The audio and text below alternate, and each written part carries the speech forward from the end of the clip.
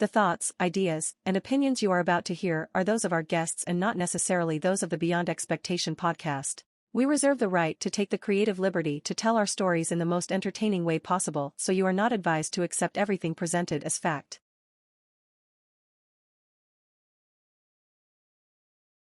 All right, we are back from taking a small little break, but we are back on the wagon. So we left off on you saying you were recommending a couple books for people to buy. The 48 Laws of Power. In the Bible. In the Bible. Definitely. Well, start with the Bible, but I'll be honest with you. I even have a hard time. I don't know, because of like my ADHD. You don't read the Bible from beginning to end. Yeah. I always tell people, Google whatever you're going through. If you're going through like a heartbreak, it'll literally tell you which books of the Bible to read. Anxiety issues, depression, feeling defeated, feeling helpless, feeling fearless, like whatever it is that you need. Like whenever I'm, for example, okay, and let's just be honest, there are some things that have been reposted about me on social media where people are just going so hard for me, like reposting just the most amazing type of stuff, just proclaiming my name. And then there's the people who are like lies, bullshit, craziness, delusional. And whenever I like get triggered by it, I read the story of David and Goliath. Okay. Because I have to align myself with what I'm facing, right? Yeah. Which is one of the many things. Let me get my beer. Hold on. It's one of the many things that I feel like we all go through, right? Yeah. I'm not. I don't look at my life like I'm the only one dealing with something. We're all dealing with shit. Yeah. You have things in your personal life, whether it's family, finances, whatever it is, work, same thing with you. Like we all go through things, but it's how we deal with it, right? Right. You can either sit there and complain, or you can just make some changes and like level the fuck up. For sure. I think it's like how quick you adapt to the situation as well, because if it's like one person that stays so comfortable in those particular situations, right, and they're okay with staying at that point, then let them be. But there's others, like for me, just speaking from my own personal own opinion, I refuse to do that. I want to adapt to the game and just either I want to elevate myself, but do something and not just sit there and do nothing. You don't want to be complacent. No. And that's the one Complacency is like the next to death. That's what I say. So you're at a standstill, right? You're stagnant. You don't want to evolve. Yeah. You're right? sitting on a pond, and everybody knows that ponds don't get fresh water. It's just algae building up, spit, dead fish. Do you want to get some fresh water in a stream like that comes from the mountains? That's what I look at life. I'm like, I don't want to sit still and be comfortable with a regular life. And there's some people, men and women alike, who are comfortable playing it safe. Yeah. They don't want to be the risk takers because, again, you have to mitigate risk too. Yeah. You have to understand, I've lost a lot of shit. We just talked about it. Yeah. You know, but the comeback is real, right? Yeah. You know, like I'm not letting like that small shit stopping, big shit popping. Yeah. You know, you have to have that mindset though. And you have to really not just say, but mean it. And you have to act on it. Like, I could be sitting at home, broke right now, crying in the corner in a dark, dusty room, being like, why me, Lord? And losing it all, losing my apartment, losing my mind, but I'm like, no, fuck that. Like, I'm going to turn this into a glory story. Yeah. You know what I'm saying? Like, rob me of every fucking thing I own. I'm going to come back 10 times fucking harder and 10 times richer. Yeah. Because when I tell you the money that I've been able to acquire, thanks again to my social media, which, mind you, was already deleted, and my build-up page came right the fuck back. Because people hunt me down. They're like, yo, I was Googling every one of your fucking names, and thank God I finally found your page. And I'm like, wow, like, I influence people, and I'm not even an influencer. I tell people, I'm like, I'm not a model, I'm not a singer, I'm not a dancer, I'm not any of like these things that women, again, and there's nothing wrong with that, you know, if that's what your goal is and that's what you professionally are. Yeah. And I think the word influencer is something we have to talk about next, because that shit drives me insane. Okay, and let's talk about just the people who are diluting the word of influencer. Like everybody, right, wants to be an influencer. Yep. And that... So, okay, I have one question though before we get into that, and let's hold on that. Go ahead. So, who would you say motivated you to have this type of, like I said, charisma to, say that drive that gives you that drive just to give it 1,000% at all times? Like the number one influence person that motivates you. The number one person. I mean, I always, give credit to God first, but if you're talking about like human mortals, I can't even just name one, but I'll just name at least my top 5. All right, let's do it. Let's hear it. Number 1, Tupac. we were having a conversation earlier about how we feel like he raised us. Yeah. And this isn't a race thing, right? I mean, we all can talk about color, right? But at the end of the day, you remove race, culture, ethnicity, and you think about the man that we had missing in our lives. A lot of us were not raised with fathers in the home. Yep.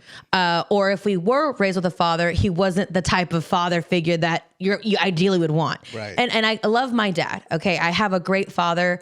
We have a great relationship now. It took 35 years because we just got close 2 years ago for us to finally come to terms with each other. But during those formative years, it wasn't so much that he wasn't there. You have to remember, sometimes it's hard for men, and this is a true statement, for men to raise daughters. Let's just be honest. A lot of men want their son. It's the football, it's the, sports, whatever it is, hunting, whatever. Like, men want to have their mini me. And I get it, and then when they find out they're having a girl, it's like, fuck.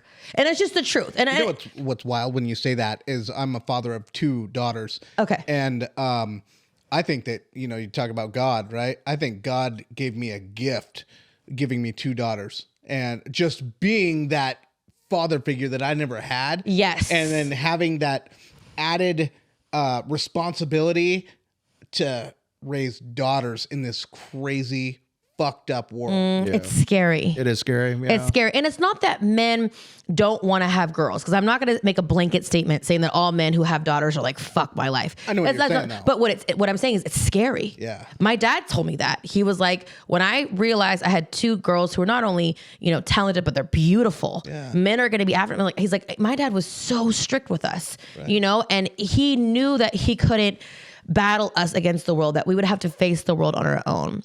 And when we didn't listen to him, instead of him, and I'm trying to watch my words because I know he's probably going to watch this, he would disassociate himself with us because he wasn't happy with our choices. And I'll be honest, I was not the best daughter. I would sneak out. I would get drunk. I was a party girl in high school. I'm not saying I was the most popular girl, but I was with the popular clique. My best friend, one of my best friends was like the Beyonce of our high school. Like, everybody was in love with her. And imagine being 16 years old and her dad, oh, I love her family, had an Escalade on 22-inch rims. So we were those bitches pulling up like slow motion in high school with a burgundy, like shiny fucking Escalade. That's like in 2004 when it was popping, okay? Yeah. With fucking spinning rims or whatever the fuck. And we're listening to fucking Ludacris. Yeah. And guys are like, oh my God, it's them. And it was funny because I remember like even guys now from high school hit me on Facebook like, you were my biggest crush. You and so. And I don't want to say her name because, she's got a man or whatever. But it's like funny when I'm like, people still like have those thoughts of like us from back in the day being those girls. And I never thought I was that girl. Yeah. I was always like the ugly one of the crew. Because all my friends are super pretty. I doubt that. No, thank you. No, but it's true. I always tell people I'm a 6 and I'm a humble 6, I'm a humble 6. And I always tell people, I'm like, I have room for improvement. Now, when I hit 25, that was like my, my peak. Because I look back at my music videos and my pictures, I'm like, God damn. But that's part of life. As you get older, I'm 37 now. I could go back to the gym. I was going pretty hard to the gym for a while, but with the circumstances that happened over the summer, it's just kind of, it hasn't been safe for me to go to the gym. I'll just say that. Yeah, I'm trying to play things safe and not be seen at the same place all the time at the specific time, which is, makes you a target. And I tell people, I'm like, I have to move differently now. I realize that I kind of started a shitstorm, and I have to realize that now I have to move safely and smartly, and always kind of be 10 steps ahead. I tell people whenever I post something on social media, and this is to the younger girls out there, be very careful when you post in real time and when you tag where you're at and who you're with. Yep. Because I have a story that's going to trip you guys the fuck out. I'm not going to say her name, but she's like almost like an influencer, very pretty girl. And I look up to her. She's younger than me. She has all types of money, always taking trips all across the world, has a very expensive car. And she came forward on social media saying that she was on Melrose shopping or just leaving lunch or something. And these 2 men robbed her at the elevator entering the parking garage on Rodeo Drive at gunpoint. Wow. And said, run me everything. Her jewelry, her bag. She has like Chanel bags. Those are like $5,000 bags. Expensive. She doesn't wear fake jewelry. Okay, so it's like you accumulate the shoes, the bags, whatever it is that she got robbed of, and the cash that she had in there probably. And it's like an innocent woman. And she thought about what she did. And I know that she didn't publicly say that, but she always tags where she's at. She's always literally tagging the location at the exact time. So you have to remember, when you're flashing all this fancy shit in people's faces and people are at home broke, hungry, a crying baby, can't pay their rent, you're setting yourself up as a target. So this sort of goes back to that point you were making earlier about common sense. Yeah, literally. No, straight up. It's the truth. It's the truth, because a lot of people, obviously, they like to, post a lot of stuff on Instagram, but they don't know that people could be looking at that type of stuff. Like you said, right now, the economy's gone to crap. Yeah. I mean, there's people out there that are willing to do anything for a buck. Exactly. Yeah, it's crazy. And with all due respect to Pop Smoke and his family, what I remember seeing on the blogs was that he had a picture of him. This is like one of the last pictures that was taken of him sitting in front of the Airbnb that he was at, or the home he was staying at, because he was staying in the Hollywood Hills. And I could be wrong, allegedly. This is just things that I saw on the blogs. But it was a shopping bag or something that had the address of where he was bag, at. I think, yeah. The address of where he was at. So it was that night that they broke in. I think it was 3 individuals from LA who broke into his home and murdered him. And again, I'm not going to speak on things I don't know about, but this is just from news articles, like very known news media outlets that are saying this, not me. This is just stuff that I read, but it's just like, it's sad. He wasn't doing any harm to anyone. Yeah, like he talked a lot of shit in his music, but he wasn't calling out people. He was just, the entertainment game. It's entertainment. He's an entertainer. And he's 20 years old. Too soon. He lived the life of a man who's almost 40 because he did so much music and so much like a Tupac. And he was taken out because men of his age were jealous that he was able to acquire this much success. And they're like, let me get a piece of that by any means necessary. And it's sad because I tell people, I'm like, you could be next. None of us are exempt from getting shot, murdered, or death. 100%. So just move accordingly. Always act as if you could be victimized next. And like, I'm not saying don't move like a victim or speak like a victim, but just think that nobody's invincible. For sure. All of us could be touched. Be smart. Don't be scared. Yeah. Be smart. Don't be scared. Exactly. I like that. Definitely. So you were talking about influencers, right? That it makes you cringe in a sense from how you said it. God. So influencers, let's talk about that. Yeah. Where do we start? Okay. So do you guys think that in the last 5 to 10 years, since Instagram in particular has come up into play, that you have seen more average looking women claim to be influencers? I think it's definitely, I'm just me speaking, right? That it's become such a wave in a sense to where anybody can claim that they're an influencer, right? Anybody. They can just set the perception that people they want to see people see, and they can run with it, and some people can make a killing out of it. So it just seems like anybody can do it, but there's no, for me, there has to be some type of substance behind it. Like either if it's you're helping people out or doing something positive to change somebody's life, there has to be some substance behind it. It just can't be like, what are you influencing? Like exactly, right? Thank you. Like, what are you putting out there? Like what is it? Yeah, the other thing too, I think that ties in with that is the reality television. There's a reality show for everything you can imagine. Yeah. Imagine. For people who have cable, I haven't had cable in years. Okay, I'm just gonna be honest with you. It's a waste of money in my opinion. Yeah. If I was a big sports person, I could see it, because you want to watch the games live and all this shit. But because I am so busy working, I tell people this. I probably watch maybe 1 to 2 hours of TV per week, if that. Mm-hmm. And that's when I'm either working on my laptop or to fall asleep. Mm-hmm. I don't sit down for hours and binge watch shit. There's been times where like I was working on stuff and I would be able to watch like Ozarks in the background. But my work ethic, the level of success I want to achieve, I can't have hours of my youth being invested and being fully glued onto something, because unless it's something that I'm learning about, like I will watch full on documentaries about Warren Buffett, even Bernie Madoff, because you have to understand, just like you should study the greats, you should study the bad guys too. I watch documentaries on narcos. I watch documentaries because there's a lot of things that are formative in my life. For example, a lot of people don't know this, but my grandmother, my dad's mom, was the first female ward of San Quentin prison. Okay, this was unheard of in the 70s. She has a placard that has her name, and it says San Quentin Correctional Facility. Wow. And that is monumental because to be a woman of that power and position and be the first woman and a Latina to do that, and she's only 5'2". Tiny, beautiful body, beautiful face. Like, this woman is gorgeous. Trailblazer. Yeah, yeah. And but to run a prison, like, and it's crazy because she was like, I had so much respect there. And the only reason why she was able to get the respect there is because she commanded respect. You couldn't talk to her any type of way.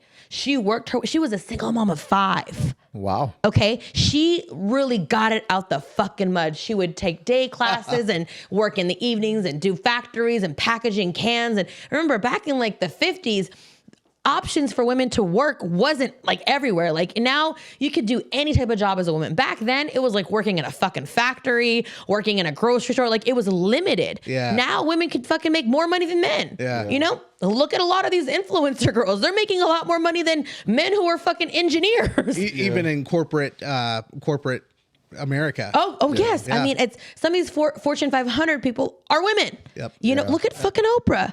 You know, like, it's like people don't understand, like, being a woman could be a superpower. And I tell women, they're like, oh, it's so hard, you know, when you're a woman in the industry. I'm like, the women of the industry have to stop victimizing themselves, saying it's hard. And I catch myself saying that. I'm like, oh, well, when you're a woman. And it's true. But the reality is, as women, we have more power. We do. I am able to get myself in boardroom meetings faster than any of you guys could. Because I'm a woman, right? And 9 times out of 10, you can have 10 businessmen come up to a guy who's a position of power and be like, hey, I have this idea. But when you're a woman who looks a certain way, let's just be real. And that woman goes up to a guy, or he comes up to her, and he listens to the knowledge or the business idea, he's going to take her up over the other 10 men who probably had more money and better ideas. Yeah. Just because the sexuality, right? Like, let's just be honest. And if she has business sense and it makes sense, he's going to work with her. Yep. And I think that we're finally now seeing that there was this huge deficit for all of these years because we never had that female perspective. We didn't. Now we're getting it. Now we're finally getting it. Well, the feminist movement, you know, they're like, we want equal rights. We want equal pay. Women still get paid less than men. Like, if you're talking about in the corporate world, when you actually break down salaries, they intentionally will lowball women for the same position that a man's getting paid. The owner's not going to tell them. Like, oh, let's just offer her $80,000. Meanwhile, the other guy's making $110,000 because they're not going to talk about salaries in the office. Right. You know what I'm saying? So women are still getting lowballed. Okay. But I think the smart women are like, hold up. Let me figure out how much he's making. Let me make friends with him. Let's go to dinner. Oh, yeah. You heard they're going to give us a raise. Oh, yeah. I can't wait to get to that 150 mark. Wait, how much are you making? Oh, I'm making 115. Really? Okay, good. Because I'm making that too. And then they go in the office. I need a fucking raise. What the fuck? You mean to tell me I've worked here longer than him and he, because of his resume? No, pay me, match my fucking pay before I sue the fuck out of you. Because you can do that. Yeah. People don't realize, like, when you know the law, you can really leverage your shit because that's illegal. You know, depending on the situation, the corporation, the contracts you sign. But it's like, women are getting smarter now. They're like, okay, let me play hardball too. And I tell women, play hardball. Play hardball with these men. Act like, think like, I remember, what was his name? Steve Harvey. He wrote that book called Act Like a Lady, but Think Like a Man, or something like that. Did you guys hear about that? I heard about it. Well, there was a movie. There was a book and a movie. And it was like, it was really brilliant because he got a lot of positivity and he got a lot of backlash. They're like, oh, who is he to speak? Well, if you really look at his resume, that man's paid. He's paid and he catered to women. And guess who his audience was, who bought up millions of dollars worth of books? Women. Which is funny because in the hip hop industry, we've talked about Tupac before. He's the one that has told so many rappers, make music that caters to the women, and then the men are going to bop it right after that. Yes, exactly. Some of my favorite songs of Tupac are about championing women. I think it's Dear Mama. Oh. Dear Mama. That song makes me cry. I don't even want to talk about it, but it makes me cry because it's just very powerful. It's true. As men, I think it's like they say we have our our roles in life, right? Men are supposed to be protectors and providers. Yep. But let's deep dive into this shit because this is going to create a lot of controversy because a lot of women got it fucked up. When men talk about being protectors and providers, women need to understand that that doesn't always necessarily mean finance. Okay. When a man protects you, that means that if some guy is grabbing your ass at the club or saying, damn, bitch, you look good. As a man, like, excuse me, you're not going to talk to my woman that way. Okay. That's a man protecting his girl. Yeah. Okay. When a man is providing for you, he's working hard. He's doing everything to make sure that there's groceries in the fridge. Roof over your head. The kids are going to school. There's a roof over your head. But it doesn't mean that you don't have to work. It doesn't mean that a man is completely in charge of paying all your bills. Now, for the women who have it like that, good for you. But in today's American society and standards, and not only that, socioeconomic levels and what the economy is, it's unrealistic, ladies. The average male American has to work 2 jobs now just to provide for himself. So for you to come into a relationship right now, I'm just being honest with you, with an average, everyday type of guy, you have to be realistic about what your expectations are with this man. Because you can't be like, I want to go to Miami for the weekend and I want to eat at 5-star restaurants. Because this guy that you're dating possibly only makes $3,500 a month. Well, you look at rent, you look at your car note, you look at gas, you look Insurance. at groceries, you look at Netflix, all these things that you pay. I don't have Miami weekend money. Honey, we're going to Applebee's. Yeah, right now, I don't even think I have a steakhouse money like for you. Like I can't even barely afford to take you to a 5-star restaurant tonight, let alone a fucking vacation. And then women are like, my man doesn't do shit for me. And I'm like, well, who are you comparing yourself to? Because what I see in a relationship is a man who helps you with the rent because you guys either split it or he's paying for it. You have a comfortable home. You guys have a safe environment. The kids are fed. So who are you comparing your relationship to? Is it reality or social media? Influencers. Yeah. Influencers, exactly. And a lot of women are being brainwashed into thinking that their men aren't doing enough. When in reality, the man's doing probably more than enough and more than he can even for himself. A lot of men tell me, they're like, yo, I really wanted to start this business, but I gave my girl $15,000 because she wanted to get her body done. And I'm like, and I almost have a heart attack because I'm like, instead of you investing that $15K into your business idea, you mean to tell me that you gave $15,000 for her to get her body done, only for 6 months later for her to cheat on you and leave you. This is a real fucking story. I'm not going to air him out. But I mean, I have men who come into my DMs telling me all their business. I'm like, yo, I'm not Dr. Phil, bro. Like, don't be telling me your fucking life story. Not to mention I got like 300 DMs a day. But like some of the shit I like read, I'm like, what? But then again, down to common sense. Like, right? Like, did this woman really love you? And this was his wife. That's fucking crazy. This was his fucking wife. Supposed to love him. Yeah, supposed to love him. But it's like, again, a lot of us could get a lot further in life if we paid attention to the writings on the wall and the red flags. Yep. But we blatantly choose to ignore them. Oh, yeah. Just like when men know that women are using them for money, women know when a man's using them for sex, but they want to pretend like, oh no, I want him to love me or I can change him. Remember, ladies, you can't change nothing but a baby's diaper when it comes to a man. You can't. You cannot. That's the only time you can change a man. Because at the end of the day, whoever it is that you meet at that time and that person is who he's going to be. Now, if he wants to change for you, if he wants to elevate his success, his career, his education, his business, that's because he wants to do it. Yeah. But no matter how much you suck his dick, no matter how much you cook for him, like, because I have women vent to me all the time too. Oh, don't even get me started. I get fucking chapters written to me. And I'm like, girl, I wish I could respond. I just don't have the time because I'm working all the time.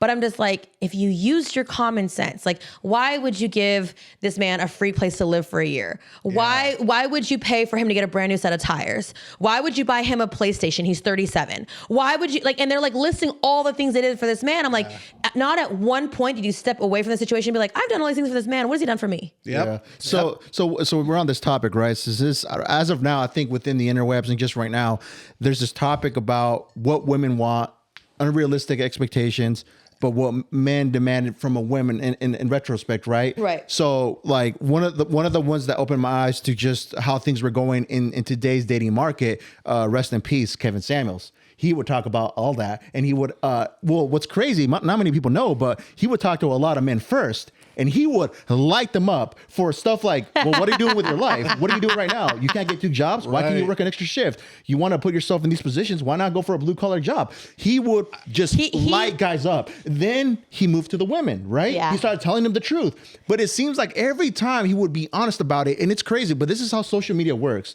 All these clips were taken so far out of context. You have to listen to his lives for him.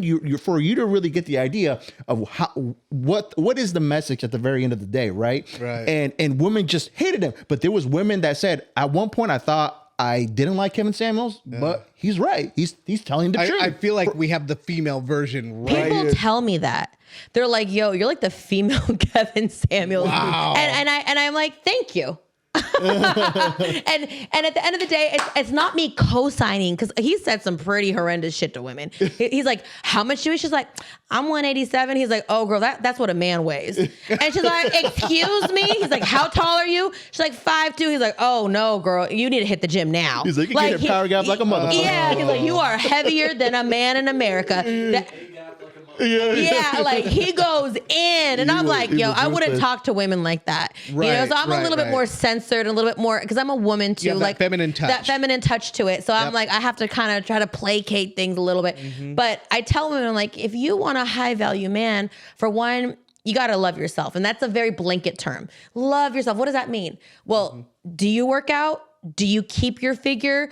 Are you motivated? Do you have goals yourself? Are there things that you can bring to the table? Like, seriously, like I tell women, I'm like, you can't expect to reach this level of like success with a man if you don't have shit going for yourself. I tell women, your body, your looks is like milk. We got an expiration date, baby. Yeah, and We do. One thing, go into this too. I want us. We're gonna deep dive into this shit because you were talking about earlier. Women's bodies change. Oh, we were talking. Yeah, let's talk about this. When the women get the ring, okay. I bought this ring for myself, by the way, and then the reason why I wear is because I'm in I'm in different industries, whether it's cannabis, like TV or not TV, but like film production, stuff like that. And you, as a woman, sometimes men don't take you seriously if you're single. And this is now kind of airing things out. I am in a relationship, and we're going to talk about that later, because you had some questions for me. Yeah, and we're definitely going to talk about that. But I don't like to appear single because it gives me that vulnerable approach. And I am not single, but the ring just kind of like tells them, I'm like, look, I got, even at the grocery store or at the gas station, if a guy comes up like, hey, I saw you cross the way. And I'm like, look, I'm in a relationship. And that's just an immediate no. And they walk away. Would you recommend someone in similar circumstances or have similar goals, maybe just put a ring on it just because, even if they are single?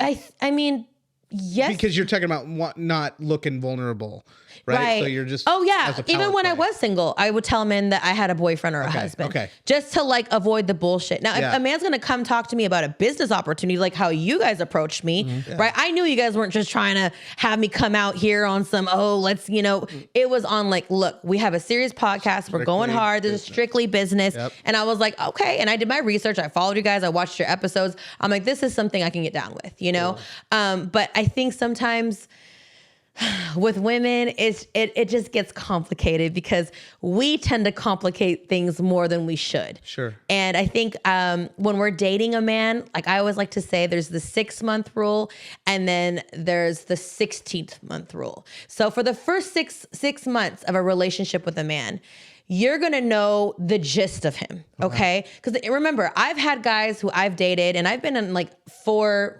serious relationships. I'm not talking like a few months. I'm talking like years. So I can tell you firsthand off my own experience and knowledge that for the first 6 months, he was great. I'm talking about the sex, the dinners, the trips, just even hanging out at home. Oh, baby, I want to make you a plate. And then after 6 months, they get comfortable. Same thing with women, right? Oh, and let's get started talking about marriage, because once the woman gets the ring, and same thing with the husbands too, we start to get complacent. Yeah. We're like, okay, we're tied together. We have a mortgage together. We have children together. And we slowly start to digress. It's like, now it's no longer the best foot forward to have this union marriage. It's like, you're slowly letting yourselves fall apart. You're speaking the truth. Yeah. And it's like we can be our own worst enemies, right? Yeah. And then you start to resent each other. Because like I've had guys vent to me like, I haven't had sex with my wife in almost 2 years. I'm like, oh my God, why are you, first of all, why are you telling me this? I remember the first time my wife cut wind in front of me. And this was after 6 months, right? I'm like, going, I love you. What was that? But I love her. I love her to death. Yeah.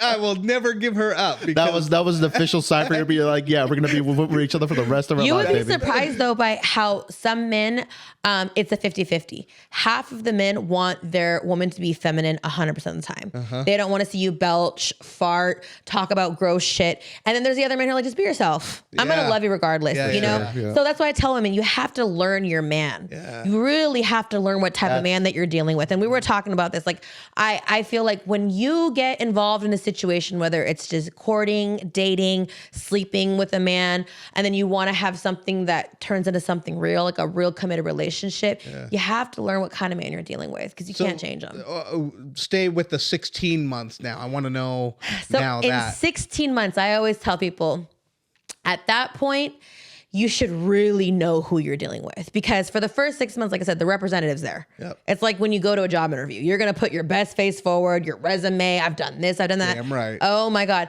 But after that 16 months, you really know the core of that motherfucker. Sometimes it takes 2-3 years, you know, because people could play for the long game. Yeah. But you start to see it. For example, I had a friend who was like, oh yeah, I'm dating this guy. He's going to create his own auto body where he's going to start fixing cars and this, that, and the third.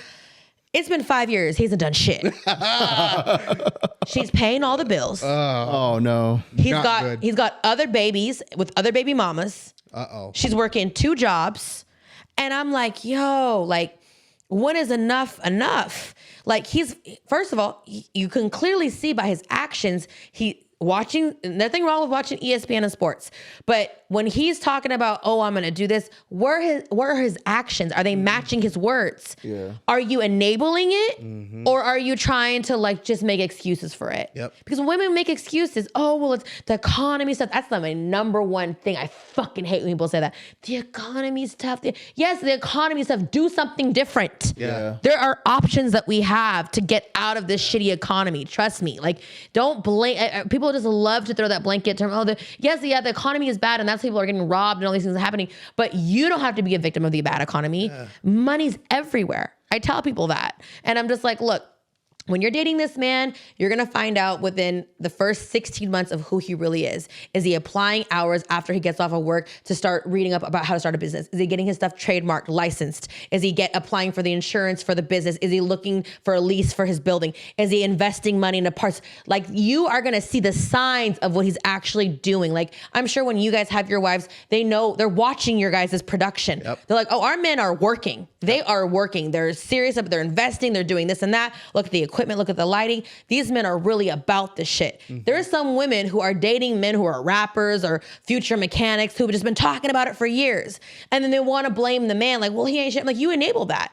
You signed up for that. You could have fucking left after those 6 months and you saw he wasn't making any actions, but you chose to stay with him, get pregnant, get married, and then blame him that you have a shitty life. Here, and here, I want to interject a little bit on this one because my wife has seen me fail a number of times. She's seen me, but she knows I'm ambitious as fuck. Right. And so there's a difference there. There's a difference between failing, right? You're throwing all this shit at the wall. You're seeing what's going to stick. What sticks, right? But okay, hey, this failed. This didn't go. Hey, on to the next, right? She knows that I'm going to keep moving.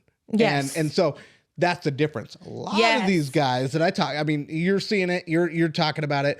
I see it too with my own eyes, is a lot of people say, oh, I'm going to do this, whatever venture, right? It could be podcast, it could be life coaching, it could be whatever, right? Not doing shit, right? and then just like hands up in the air. And letting their woman work 2 jobs. I know women who are working 2 jobs. Yes. And the man stays at home because daycare is expensive. Yeah. And then they're resentful of the man and they stop giving the sex. They don't have time to work out, so their bodies are let go. And then there's tension in the relationship. There's never enough money for anything. There's no trips. There's no romance. And then it just crumbles. Yep. But it's like, Who's accountable? Well, both of you are. Yeah. Yeah. He's not pulling his weight. You're not pulling your weight as holding him accountable. So you guys are drowning each other. You're in a sinking ship. Yeah. You know? And I tell women, I'm like, you are complacent and you're compliant because you're allowing this behavior. You could have walked away after those 6 months and been like, look, you haven't started any of the ideas. You're not working on any of the ideas. You're not doing any investments. You're not saving any money. You're at the bars every weekend. Like, what are you really doing? Yeah. And I think- and that's where she has to decide, okay, is this what I want? Am I going to settle? Is this what I'm going to settle with? If you're going to settle, then stop bitching. Yes. Yes. Exactly. But if you are going to bitch, then move on. I just think as men, though, that's kind of ingrained in us. I mean, for some men, right, that by any means necessary, we have to go get it. We can't stay and just, be complacent and be in one spot to because I know why I look at my family, there is no way that no doubt in my mind that I'm just going to sit there and not do anything to provide for my family. My generation. That's the thing. And it's just like, there's different men that don't have that mentality or just don't have that drive. And it's crazy to me. I just can't sit there and think to that. Some dudes just are so comfortable to not even try, at least keyword try, to put themselves in a better position. Do it for your kids I have seen yourself. so you know what I'm many saying? people our age and younger still living at home. Crazy. Like, bro. I call some of these men who intentionally date career-driven women who have high-paying careers, women who are willing to work multiple jobs, women who are overweight. Let's just be honest. Like they call them low-hanging fruit, which I don't believe in because I have some gorgeous friends who Shitty term, are right? plus size, right? But I could see men predatory them, right? Because they know she can financially take care of them. And I call them hobosexuals. It's a meme that's already all over. Yeah, hobosexuals. I've never heard that they one. will fuck you for a free place to live, to drive your car, to spend on your credit card, to buy the dinners. I see it at the mall. I see a huge woman with a guy with the big arms and a six pack, and then the bill comes and she gets out her wallet and she throws down the cash and the waiter gets it. And I'm like, oh, now it makes sense. I saw that when my family, when we were a kid, we were on welfare and the neighbor across the street, exactly it. She was big, heavy set, lived off that food stamp money and had this free loader that was just there with her 3 kids. None of them were his, but it was his free meal. Yeah, he didn't want to work. Wow. And some people are comfortable with that. She's actually comfortable because she has a man to come home to. Yep. She's no longer lonely, and he's comfortable because he doesn't have to pay rent and he lives off her welfare. And it's like Yeah. it's like that's their trade-off. And some people live like that for years, and that's their thing. We were talking about the 90 Day Fiance, right? The fact that I was on that show, and we had the cast member Mohammed and Danielle. That was exactly what Muhammad was doing. He was freeloading. And let's not glaze over what our co-host just said. He was on the show 90 Day Fiance. Now, to all my lady followers who are obsessed with this show, what season were you on again? Season 2. Season 2. You guys got to check him out. Like I found this out today during pre-production. I was blown away because I think I remember you told me about this, Eddie, right? Yeah, I did. Yeah, but I'm always talking to so many people. I can't always retain everything that I hear, but that's pretty fucking amazing. And so he was on the same season as you said, Muhammad, Jason, Russ and Powell were first season. Let's see. I don't know. Jason, Hinch, Cassia, me and Daya. was Chantel? No, Chantel was later on. Okay. Third season. So many people. Oh, the other two, we the were in New fitness, York the picture. Russian girl too, the one that homeboy, he was in the cannabis industry. What's his name? That was the guy that got locked up for a while. Arizona. He was going to Arizona, California, Yeah. right? Oh, that was that's a later right. season. Oh, that was a later season. I think I Yeah. watched that season too. Yeah. What was Muhammad's girl's name again? Danielle. Danielle. Yeah. And that was a shit show. That Both of was- them. They were both using each other. And hey, you guys know, Muhammad knows, in New York, when all that stuff went down, when the whole cast went against you, me and Daya were there to protect you, even though we knew that you were using Danielle. We knew it. But we just didn't want everyone ganging up on you. So that was, you know. You have lived life. Both of you guys have lived life. But that's just pretty. I got pitched to be on some reality show. God, what was it back in 2000? Bachelor. No, Yeah. No, and I think it was what show was it? Fuck, I can't remember. I've had a few different offers. I was on Love and Hip Hop for one of my best friends. I was a what do they call it? What do they call those people in the crowd? I'm not sure. Extra. I was an extra. Okay, so shout out to my homegirl and like one of my most favorite people in the world. Her name is Princess Love. She married Ray J, who is Brandy. Brandy's little brother. Brandy's little brother, and he, had a famous sex tape. Yeah. But wait, I'm not here. No, I'm not here to slander or even laugh at that because again, that's my friend's husband. That's how I knew him. Yeah, but I'll shed light on it. They had a beautiful wedding. I was invited to their wedding, and I took my ex-boyfriend at the time as my guest, and we were really good. We're still really good friends. But he was my date, and it was at a beautiful cathedral in LA, and we had to sign waivers, and I have a classic picture of me and her. I think I have it framed somewhere in my place. But it was a magical wedding. And I'm so proud of her, of where she's come, because she took her opportunity to start as a reality star. Yeah. And again, she did music videos with Gucci Mane. She did the cover of Smooth Girl magazine, the cover of Smooth magazine. I'm talking about the front cover. Like she made a name for herself. She climbed the way up. She didn't have to sleep around. She knew her value, and she used whatever it is that she had to get her to where she's at now. Now she's executive producing movies and shows. Wow. That's insane. Yeah. And I'm proud of her. Like, Princess, I'm sorry. Me and you need to link up. Like, once I get back from Seattle, I'm going to reach out to you because I need to see my niece and my nephew. So I was at her daughter's baby shower, Melody. And I just want to say, like, as a woman, we have options, right? And I think sometimes you have to understand that you don't have to stay comfortable in whatever lane that you're at. You can you can swerve in 5 lanes. Yeah. You know what I'm saying? Like, whatever it is, always make lanes for yourself. Diversify your portfolio. It's so cool that you're talking to females that way, though, because a lot of females don't know this stuff. They don't know it like you know it. Well, I'm going to give you guys some free game too, because I also, by the way, you guys will probably want to add me on Snapchat. Now I'm gonna be honest with you. I did put a paywall in front of it because I have been giving financial advice away for free for years.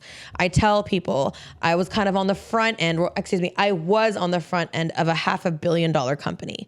And I saw the trajectory that it was going in, where it stands now. I can't really speak on it, but if I could help start something that great amongst many other businesses, I'm talking about maid services, I'm talking about building other girls' social media networks, I'm talking about even auto companies.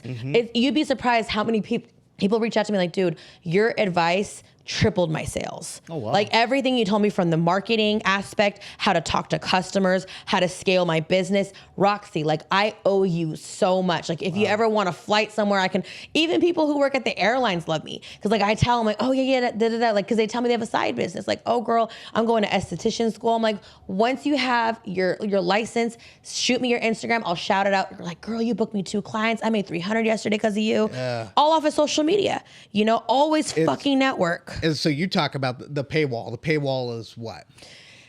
I only charge $15. $15? No way. There you go, people. A one-time fee. Okay. Because I understand we're in a bad economy. I don't want to charge people a monthly subscription when there are already a million subscriptions that we're all fucking subscribed to. Yeah. Let's just be honest. The way I look at it is that I have to make money because I'm investing my time. Yeah, for sure. So the more subscribers that I get, I'm happy with my $15, and it gets you in. Now, right now, for all of my existing followers who are on there, I've been telling them, like, look, bear with me because I'm working on multiple projects, but I'm going to keep posting more content, and I'm actually structuring out, but I'm going to be teaching people not only how to invest money, because I'm not talking about crypto. Okay. Let's just be honest. Crypto is a shit show right now. And we all saw what happened over the last 2 years. Okay. So what I'm not going to do is, invest in this stock, invest in this Dogecoin or whatever the fucking bullshit. I'm not going to do that. I'm not going to even touch your money. I tell people, I'm not a flip and scheme person. I'm not saying, oh yeah, sell me $500. I'm going to give you $1,000. I don't take people's money. Trust me. I've had millions, if not millions upon millions of dollars offered to me via Instagram from people who are legitimate business owners. And I tell them, I don't want to take it because I know the business structure is not promised. The ROI, which is the return on investments, is not promised. I don't want a lawsuit. I don't want to be liable. I don't want that type of overhead and that type of pressure on me. But what I can do is charge a small fee for some advice that's going to help scale your business. And not only that, I know so many corners to cut on how to save money on on so many things. Because like I said, I listen to so many podcasts.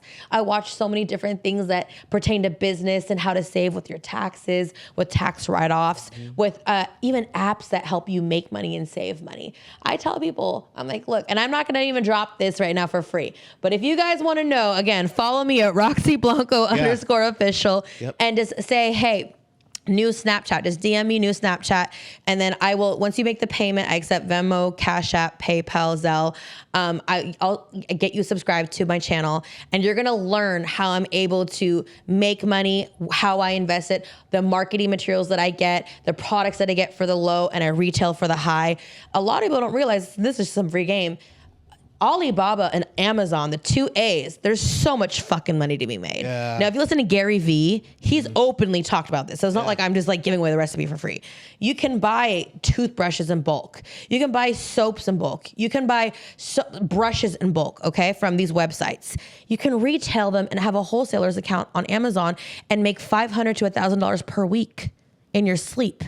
Insane. Yeah. You guys did you guys just learn that? I've heard of something like that, but I never really looked into details. It's the truth. Talked about it about merch for the podcast, but I will be subscribing to your Snapchat. No, you got to come right here. See, that's how good it is. And all I'm doing is just giving, like just one piece of what I'll be teaching people. But it's true, because when I listen to, shout out to MG, the mortgage guy, Matthew Garland. I fucking love him. He has the Earn Your Leisure podcast. We've been in contact. I'm so proud of him. He's doing amazing things for the culture. He reaches out to a wide demographic of all races, all cultures, all backgrounds, and he teaches people what to do and what not to do when it comes to mortgages and finance. So if you guys want to tune into that podcast, this is like a huge drop for them. And then I'm also going to be talking about cannabis pretty soon, because this is a wide topic that we need to talk about. Yes. And who you guys need to follow and listen to if you want to invest wisely.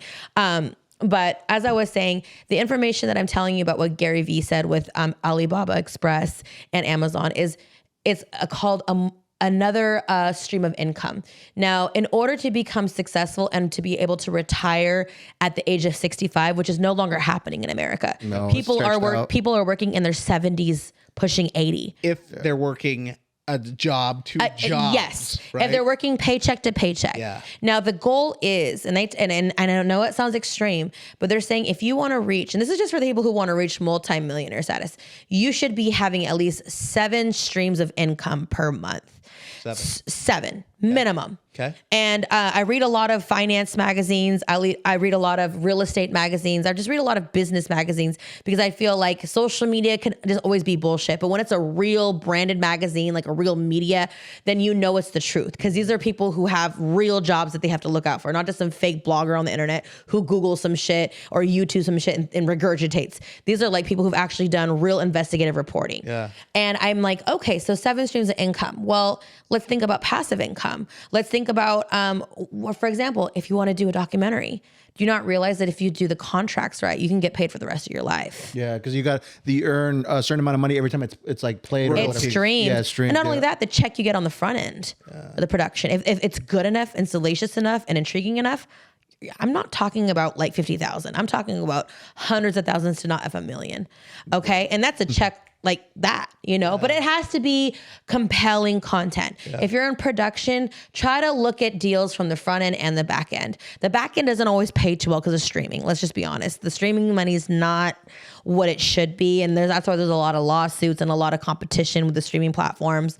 But let's talk about the multiple revenues of income that you can have.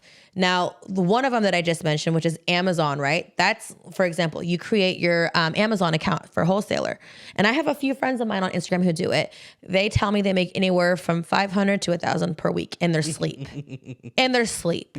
Now, you buy something off Alibaba for $100, okay? Yeah. And then you break them down into individual packages, whether it's toothbrushes, whatever. Again, I'm just giving examples. There's hundreds of things that you could fucking sell. But remember this is key.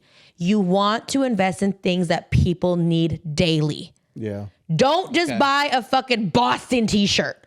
Not everybody wants to wear a Boston t-shirt. Think about things that people need. Soap, toothbrushes, hairbrushes, things that people have to dispose of.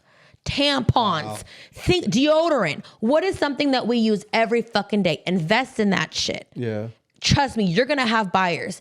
And at the end of the week, if you get that $500 check, you go ahead and put that in your savings account or you invest it. You know, and then I'm going to teach you other ways of how to invest it, how you're going to buy mass quantities of product packaging. I know how to cut corners with that. I know how to get discounts. I know websites that can give you massive discounts. And you tell all this on your Snapchat. Yes. That's I've been giving away the game for free. I'm like, bro, I just got robbed for over 100,000. I need to make some fucking money right now. I got to put a paywall up now. Yeah, paywall. No, it's worth it. It's worth it. So one thing, Roxy, dang, I can just say, just speaking from this conversation, just really getting to know you, for everybody else watching too, they're getting to know you. It just seems like you're just a girl with many caps. Like they say, you have so much jack of all trades, master of none. Right? That's how they say it, right? So what is how do you feel when you hear all these positive things? Like, how do you absorb it? I guess you could say, when people say, yo, thank you for looking out, or thank you for doing this. Do you believe that it's like, you know, now with all these things coming into fruition, it's good karma coming to you? Like, do you ever think about that? I'm a firm believer in that. When I tell you, like, I've been burned out of deals, millions of dollars. I've been burned, just backstab with people slandering my name, slandering my mental health. I don't even take it upon myself to even get revenge anymore. I had to let it go. I look at it as, like I said, pay it forward. Whenever people spew my name, you're giving me free publicity, baby. Trust and believe, because the real ones in my corner are going to tell me. I have been given heads up about a lot of things, people trying to trademark my name behind my back. Wow. I had to pay $2,500, boom, like that to my attorney to get my shit done, because people are going to try to take you down. It's chess, not checkers. Remember that. And when you're in a big money industry, there's wolves everywhere. Wolves in sheep's clothing. And I trust nobody. I tell people, I don't even trust myself. Woo.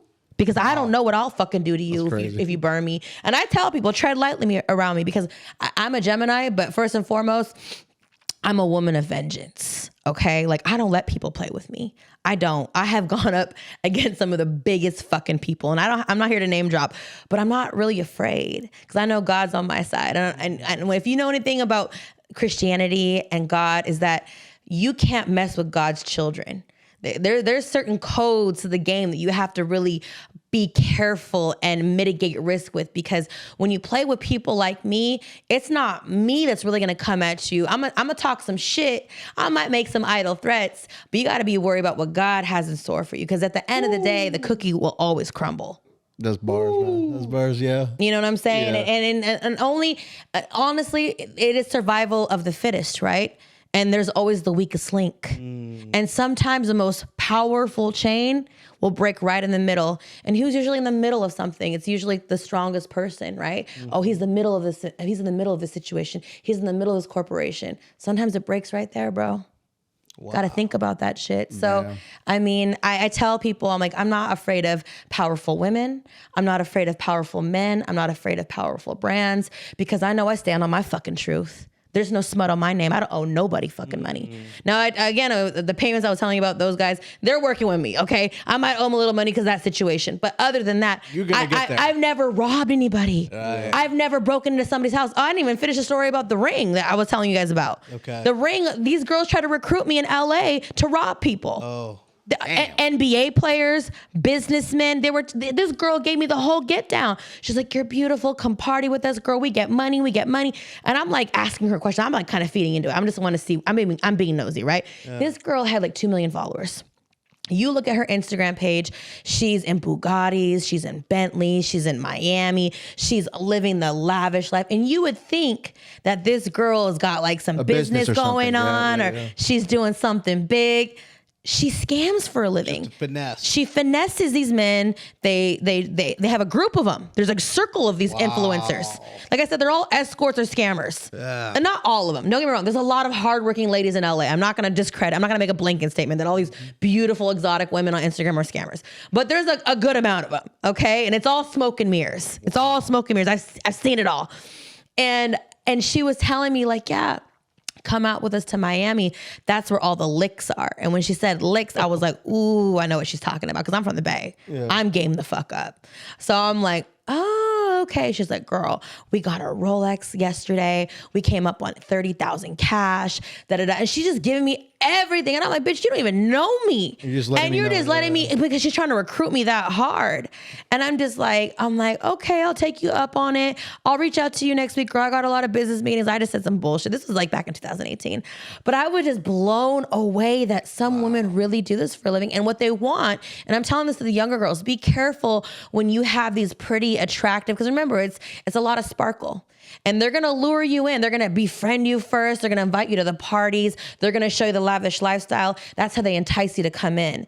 And then when you find out the truth about how they do it, whether it's credit card scamming, drugging men in their drinks, stealing their Rolex watches, stealing their wallets, taking all their information and selling it on the dark web.